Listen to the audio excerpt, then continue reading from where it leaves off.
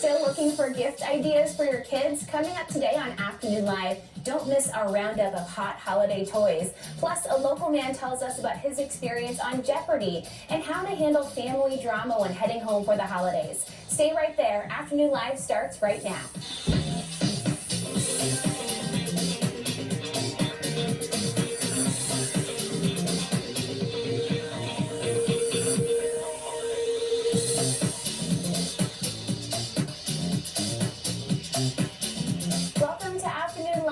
Monday, everybody. There is a cloudy view outside downtown Portland for you there from our Unico US Bancorp Tower camera.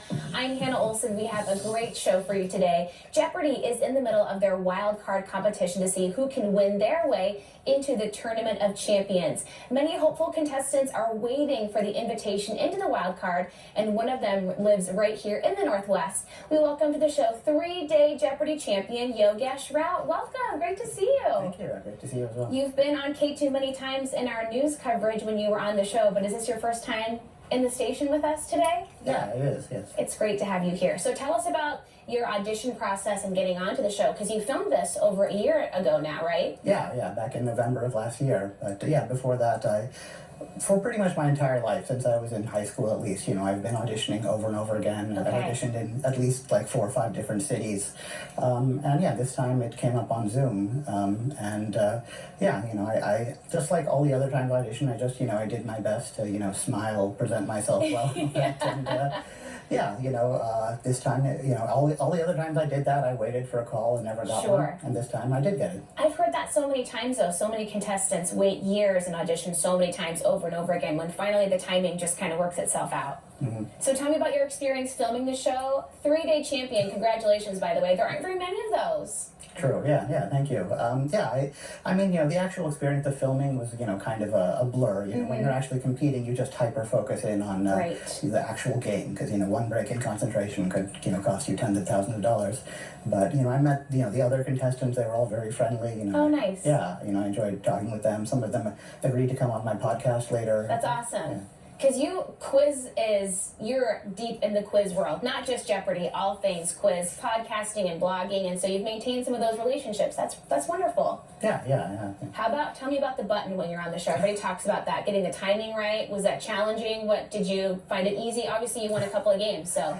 I mean, that's far and away the most challenging thing. Really? Yeah. It becomes a game of hand-eye coordination at that point, right? Yeah. Because you have to wait for him to perfectly finish the answer. Is that kind of the timing that you're looking for? Yeah, there's a little row of lights there it's kind of when it goes off, you're supposed to time right to that. Okay. But it's controlled by humans, so you can't really get used to a rhythm or anything. Sure. Yeah. And there must have been so many times when you're like, no, I know the answer, but I couldn't push the button in time. I think that's everyone's experience, yeah. Okay, so you won something like, $98,000? Oh, yeah. What'd you do? Did you make any big purchases?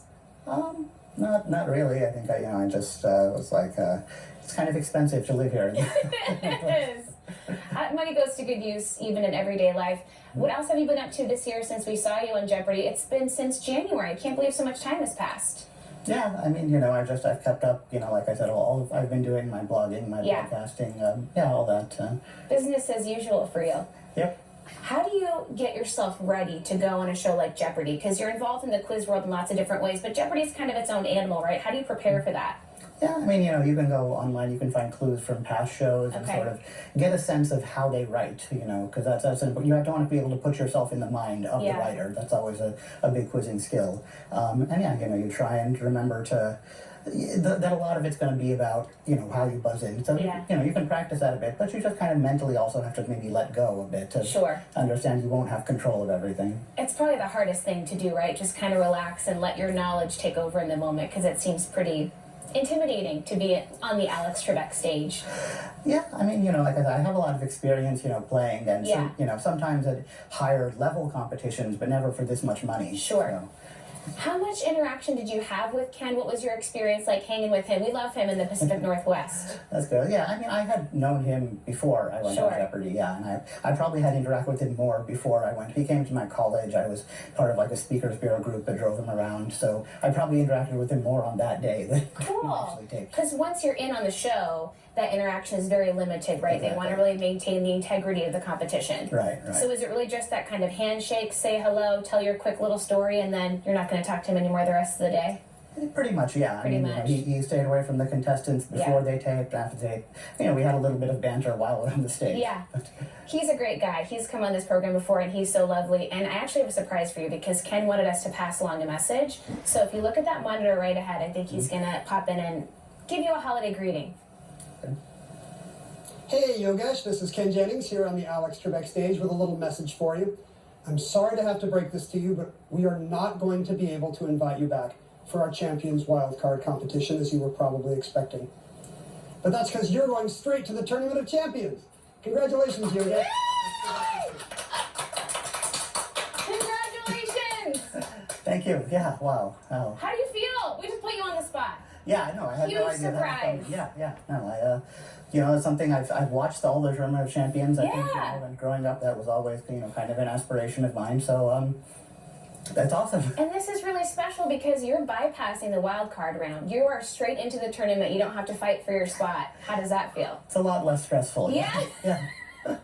Well, you'll have to keep us posted. We'll be following along. We can't wait to see you in the big tournament very soon. We're coming to the end of the wild card rounds here shortly, so it won't be too long. Cool. Yeah, absolutely. Congratulations, Yogesh. It'll take a minute to sink in, but we'll talk to you soon.